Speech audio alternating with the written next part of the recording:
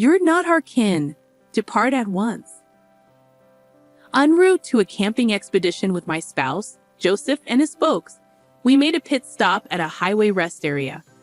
As I stepped out of the RV, Joseph hurled these stinging words my way. What? Pardon me, I stammered, taken aback by his sudden shift in demeanor. He appeared as if transformed into an entirely different individual from the considerate husband I knew. Witnessing my bewilderment, the trio exchanged smirks, and Joseph initiated driving the RV away.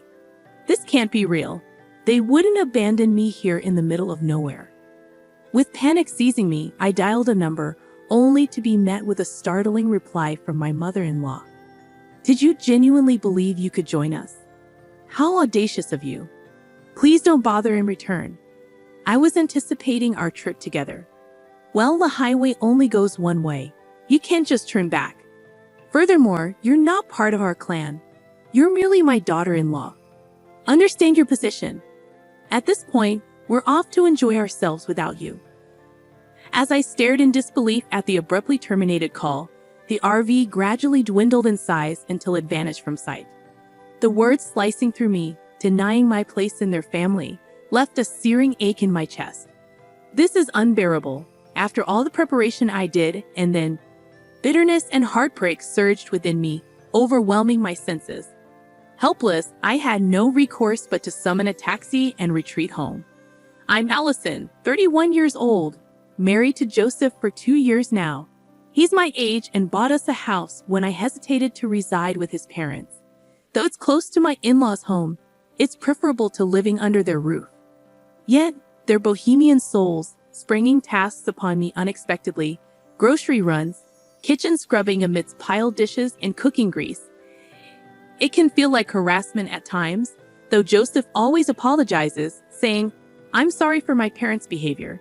So I remind myself endurance is key.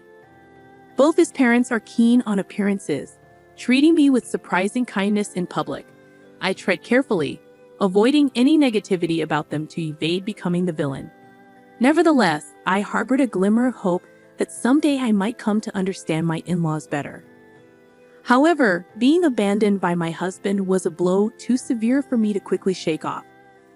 The conversation about the camping excursion had arisen a week prior during our visit to his parents on our day off.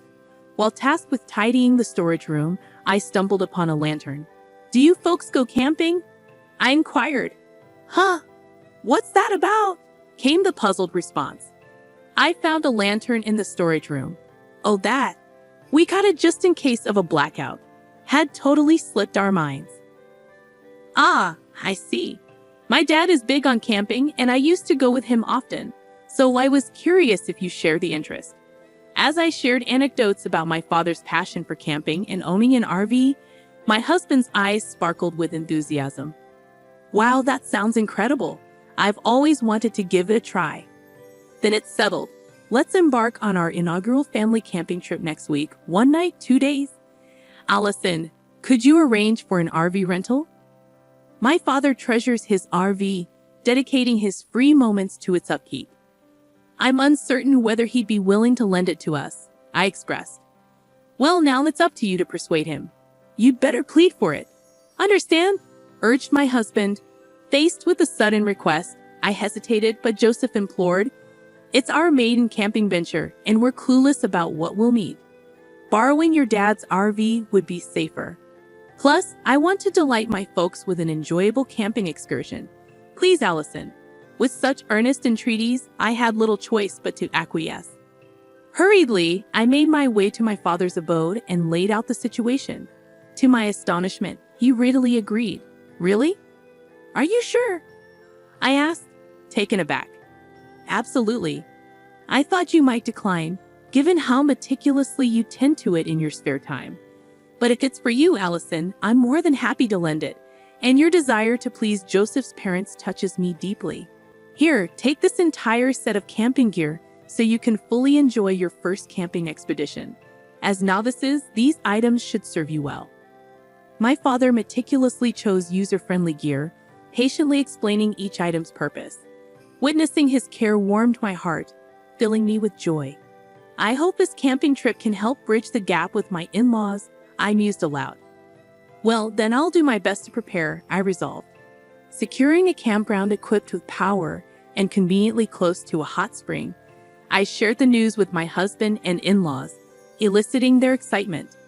We're incredibly fortunate to have you, Allison. I'm practically bursting with anticipation, exclaimed my mother-in-law. I'm thrilled to hear that, I replied sincerely. On the day of our adventure, I eagerly boarded the RV driven by my husband. As we hit the highway bound for the campground, anticipation coursed through me. However, my mother-in-law's demands resurfaced as we journeyed. Joseph, I'm parched. Could we stop at the next interchange? She requested. Mom, I brought drinks. Take your pick from here, Joseph replied, gesturing to the provisions.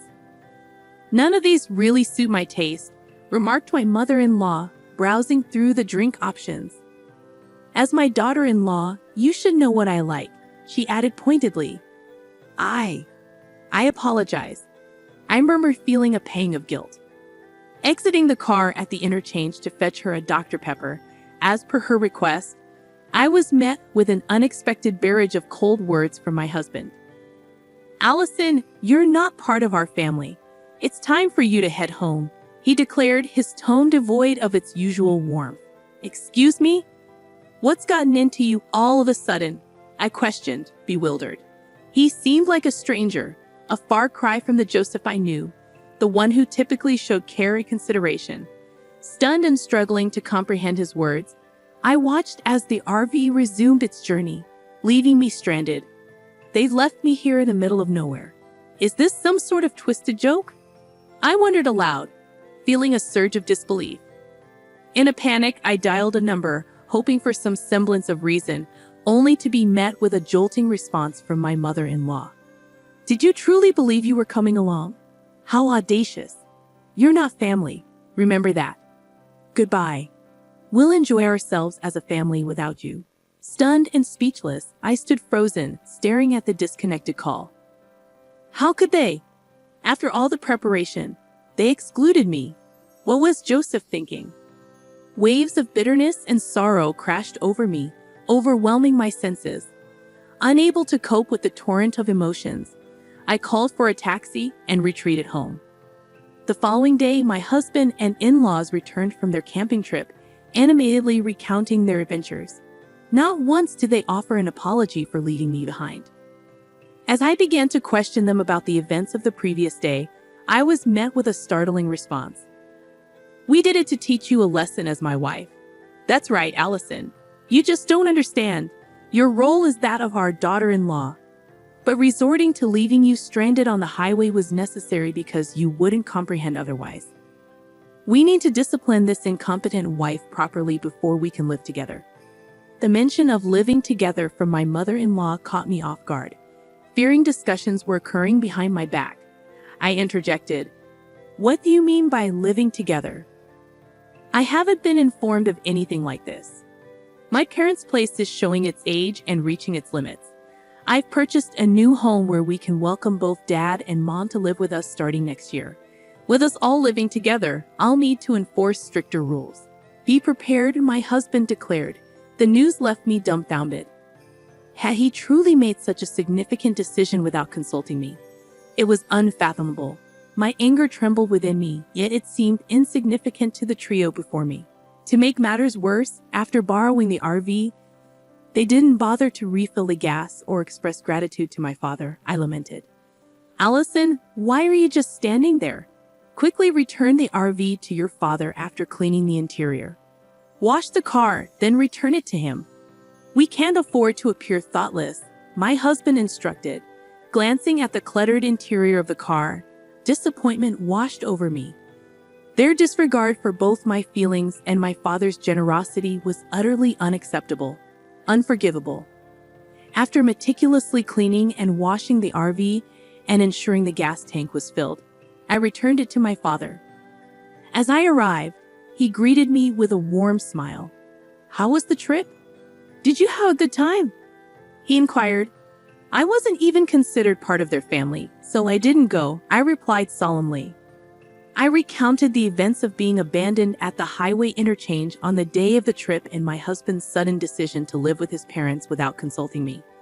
As I spoke, my father's smile twisted into a furious scowl. I advocated for you, Allison, and they dared to subject you to such treatment. Unbelievable. We won't let this go unanswered. I won't stand by while they walk all over you, Allison. We'll get our revenge, he declared vehemently. How? I asked, intrigued. I have a secret plan, and I've found the perfect camping spot. Listen closely, my incredible daughter. It's bound to work, he replied, a mischievous glint in his eye. This is the perfect opportunity to reel them in, I thought to myself, maintaining a composed demeanor as I addressed the three of them in a gentle tone. I've stumbled upon a spot even more remarkable than yesterday's. The autumn foliage is breathtaking right now. Instead of sticking to the confines of an RV, why not embark on a full-fledged camping trip? Picture pitching a tent, indulging in a barbecue amidst stunning scenery, and by nightfall, you'll be treated to a sky adorned with countless stars. Intrigued, my husband inquired, Really? Where is this place? It's a hidden gem that I want to keep to ourselves. Can I join you to fulfill my role as your wife? I asked. That sounds great. It'll be a blast. Since it's in a secluded area, I'll take the wheel, my husband replied. I'll behave as your wife and as my in-law's daughter-in-law. Can I tag along? As expected, my husband and his parents were thrilled and readily agreed for me to join them. We decided to embark on another camping trip the following weekend. True to form, they left all the preparations to me, and their relentless attempts to instill discipline only intensified with each passing day. Holding on to my secret plan, I meticulously arranged my revenge, and the day of our excursion arrived. I borrowed an RV from my father, drove to a remote campsite, and watched as my husband and in-laws brimmed with excitement. Wow! It's like our own private paradise, they exclaimed eagerly, taking in the new surroundings. Let's go for a walk and soak in the scenery, Allison. You set up the tent, my husband instructed. Understood. Enjoy your stroll, I replied calmly. With that, I bid farewell to the jubilant trio and began preparations for our camping adventure. About 30 minutes later, my husband called in a panic. Are you lost? I can't find your dad's RV. I'm heading home with it, he exclaimed. What do you mean? I questioned, bewildered. Don't worry. I left you with the essentials for a true camping experience. This was my father's idea. He suggested we try wilderness camping, where we fend for ourselves, akin to being stranded on a deserted island rather than at a cushy campsite with electricity and nearby amenities, he explained. You should set up your tent quickly and gather wood for a fire. I know you don't have a lighter, so you'll have to start the fire the old-fashioned way. I left a pot so you can at least cook some rice, he added. You left us behind. I exclaimed in disbelief. You were the ones who insisted I, as your wife, wasn't part of the family and shouldn't come camping with you. So I dropped you off at the campsite and tearfully returned home. Isn't that what you wanted? My husband fell silent, momentarily struck by the weight of my words. Fine, enjoy camping with just your family, I retorted, preparing to end the call. But before I could hang up, my husband erupted in rage. That's absurd.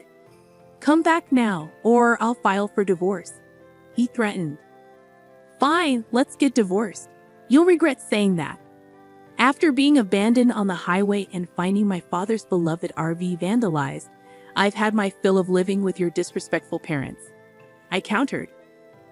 And you'll be the ones regretting it, I added, my disgust evident.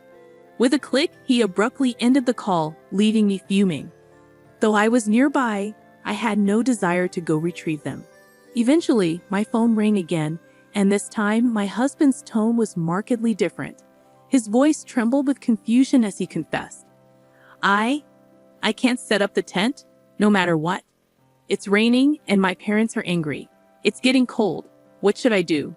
It's cold, my husband confessed, a hint of regret evident. Regretting already? That was fast. I retorted dryly. Why don't you watch a YouTube tutorial on setting up a tent? Forget the tent. My father yanked it too hard and tore it apart. Allison, You've had your fun.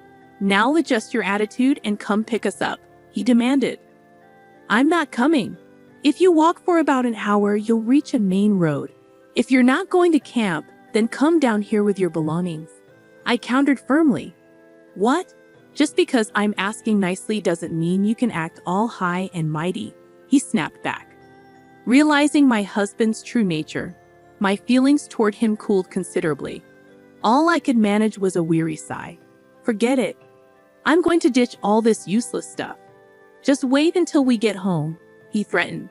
That's private property. Don't think anything there is illegal. You know there's a sign that clearly says no littering, I warned sternly. Despite my firm tone, my husband seemed to doubt my resolve regarding the divorce. I had to bring reality to light. After our divorce, I'll be seeking compensation for the emotional distress caused by all the harassment you've subjected me to, I asserted firmly. What? Divorce? Is that? My husband stuttered in disbelief. I'm dead serious. My dad's RV's dashcam recorded our entire conversation since I was abandoned on the highway. You can't deny it. And I documented every conversation of your harassment afterward, I explained calmly. Let's calm down. We've no savings, just mortgage payments. If you refuse the divorce, I'll take it to court. It'll become a significant issue, and everyone in the family will know, I warned. My husband fell silent. I could hear my in-laws, but their presence no longer fazed me. My husband began to speak, but the call abruptly disconnected. Afterward, my in-laws bombarded me with calls, but I ignored them. Eventually, the calls ceased. My father's revenge plot worked. I swiftly completed the divorce papers, left them on the table, and returned home, where my loving father awaited. Interestingly, my husband and in-laws took 3 hours to descend the mountain, a journey that typically took only 1 hour. My husband stormed over to my parents' house, demanding to talk. Speak to my father. He's not in the mood for games, I replied coolly, standing by my father's side as he loomed intimidatingly in the doorway. My father wasted no time in giving my husband a piece of his mind, effectively shutting him down. Meanwhile, up in the mountains, they left their gear behind, embroiling themselves in a lawsuit for illegal dumping filed by my father. I wonder what punishment will be handed down, I mused. Following the divorce, I received $1 million each from my husband and in-laws as compensation.